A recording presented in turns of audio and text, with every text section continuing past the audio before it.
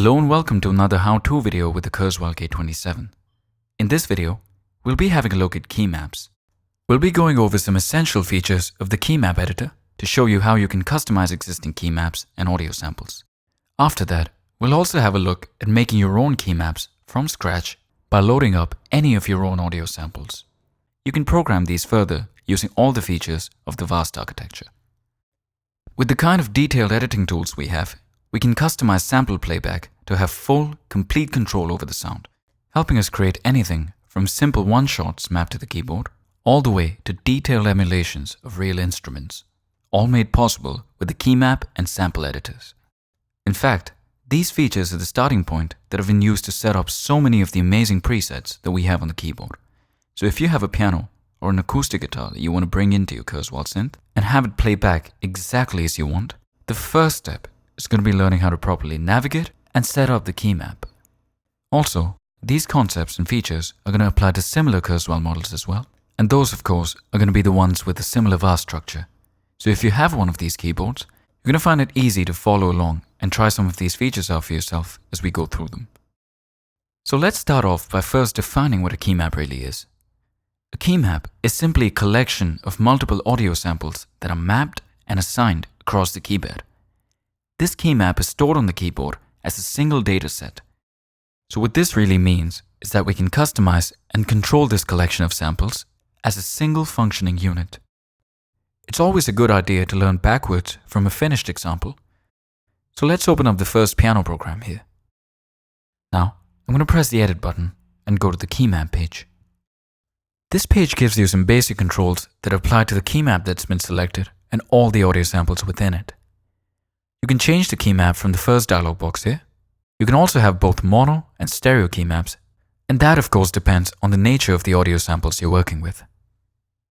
You can change this using the stereo dialog box. Now these are macro level controls that apply to the entire keymap and are mainly meant to alter playback. But what we need to be having a closer look at is editing and setting up the keymap itself. So let's move up to the keymap dialog box. Now you'll notice the blue edit button lights up. This usually means that we have deeper editing menus available to us. So let's press that. With that, we're now in the Keymap Editor. On this screen, we can select what audio samples we want to use and set up how these samples are being played back. So we can set up ranges for different audio samples. That way, specific keys can play back specific samples. The most common use for this feature would be to sample different ranges of an instrument as separate audio files and have them play back only for those ranges on the K27's keys. Similarly, we can also have velocity-based ranges. With this, specific dynamics would trigger sample playback. A use for this feature might be, for example, sampling the dynamics of a piano. To capture different dynamics, you would have a sample where you strike a key really soft and then another sample where you strike the key much harder. After you've got these samples, when you set them up, you'd want the soft sample to play back only when you strike the keys just as softly and have the louder dynamic samples play back only when you strike the keys just as hard. These are exactly the kind of programming features that we can easily access on these pages. You can use the sample dialog box here to skim through all the available audio samples and then select one. And right below that, you can change the actively selected key range and the actively selected velocity range. After choosing the actively selected range, whether that applies to key or velocity, you'd select the sample you want to use using the sample dialog box. Now this sample would apply to that selected range. To easily set the low point and high point for the range, you can use the intuitive entry feature. So simply select the dialog box, hold enter, and then strike the key you want to assign. Beyond that, you have other settings here, like coarse tune and fine tune. The coarse tune option allows you to transpose the sample. Right below that, the fine tuning value lets you adjust the pitch even further as a value expressed in cents. The master expose value is similar in function to the main transpose buttons here, or the octave buttons, which you'd find outside of edit mode. Now let's have a look at the other pages here. This page here that says velocity range gives you a visual map of all velocity-based ranges being used for the keymap. You can still make changes to velocity ranges on the main Keymap page, and that's going to be the same as making changes on this one. The main difference here is that this page gives you a visual map of all the ranges being used, and you can make new ones. The split option here is an easy way to split the existing velocity range and dial in new settings. And if you want to delete the selected range, simply select Delete. The New Range button here lets you quickly define a new key range within the Keymap to edit further. Simply strike your low key and then your high key, and then make all the changes you want to the values that we looked at earlier. The Assign button here is another handy function that you can use to select an audio sample from the K27's memory bank. So click Assign, select the sample you want to use, and then hit the low key point and the high key point. You also have a compare switch here to do an A/B comparison between the edited and unedited versions of the Keymap. Once you're done setting up your Keymap, remember to save it. You can then call it up whenever you want on the main program Keymap page. While that saves the Keymap settings with all of its audio samples, you also need to make sure you save the program, and that is before you leave edit mode. Now let's have a look at how you can load up your own audio samples and get started with building a Keymap with them. So here's the plan. I've got a single B note from my nylon string guitar with 4 different articulations: a palm mute, a note struck with my thumb, a note pulled with my index finger, and a slide note. I'm going to program these in a way that my dynamics would trigger different samples, so based on velocity. The goal is, if I play really quietly, I'm going to hear nothing except for a mute, and if I strike really hard, I'll be sliding up to the note that I'm playing. Also, I'm not sampling multiple notes here. Instead, I'm going to let the K27 automatically transpose the sample across the keybed. Now it's time to load up these samples. First, you want to have the audio files that you want to use stored on a USB drive. When you're making these samples, you need to bear in mind some file specs to make sure that these audio samples in fact work with the K27. The K27 supports both 8 and 16-bit files. These can be up to 96 kHz for the sample rate. Now the file format would either have to be .wav or .aif.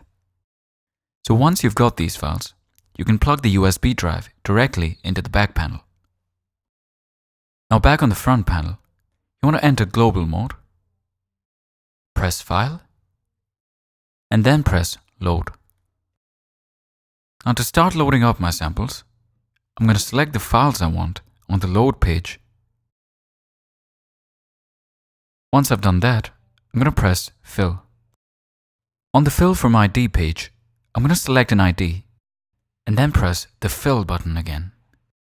So with that, the audio files are now occupying unused object IDs in the K27's memory. I can now call these samples up anytime in the Keymap Editor, and they'll stay in the memory bank until I manually delete them. So we have our samples on the keyboard. Now it's all about putting together all the features that we saw earlier as a part of the Keymap Editor section. I'm going to open up the silent program, which is going to be 2045 here. So that's going to give me a clear program with the silence keymap selected, and it's also going to give me some basic settings that have been pre-done for me.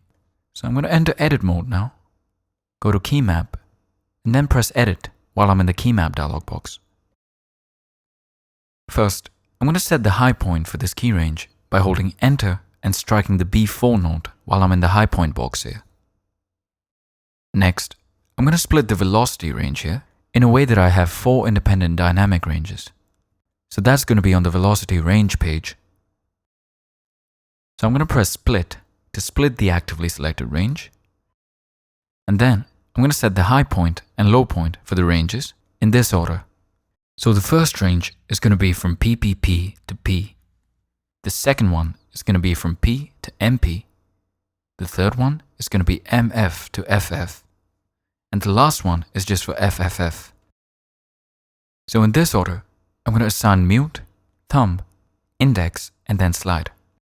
To assign these, I'm going to go back to the page we had earlier. Now, I'm going to press toggle to make sure I can use my channel zone buttons to skim through velocity ranges as opposed to key ranges. Whatever toggle function you've selected is going to be shown in the upper right corner of the screen.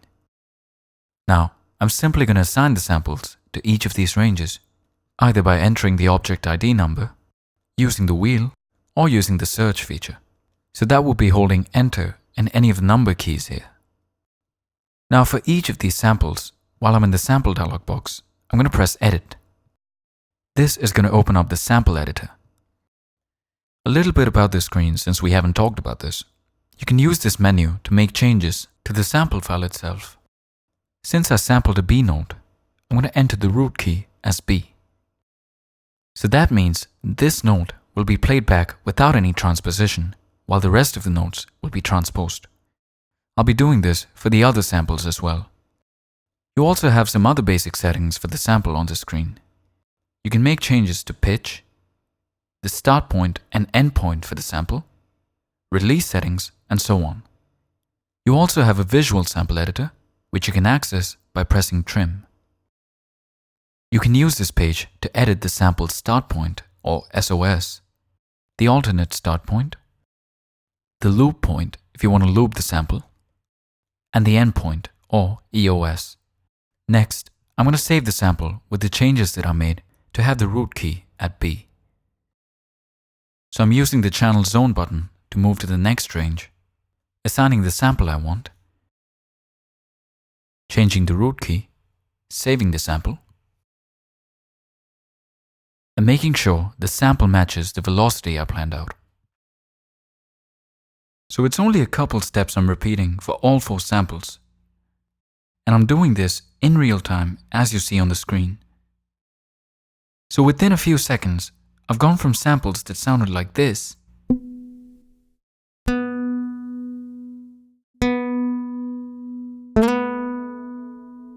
all the way to something that sounds like this.